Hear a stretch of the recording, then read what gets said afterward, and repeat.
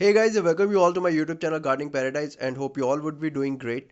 So in this video I'm going to talk about all the vegetable plants that can be grown from seeds in the month of April. But before that, if you're new to this channel or yet not have subscribed to it, then I request you to please subscribe to my channel and hit the bell icon afterwards so that you'll get first hand notification whenever I upload a new video. So let's get started.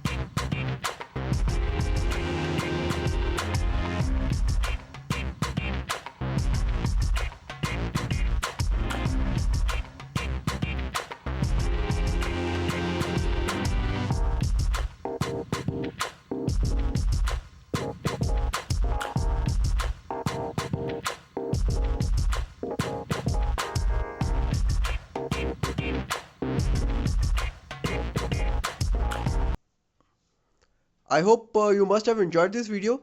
Please hit the like button, share this video to as many people as you can with. Write comments if you have any. Thanks for watching. Happy gardening.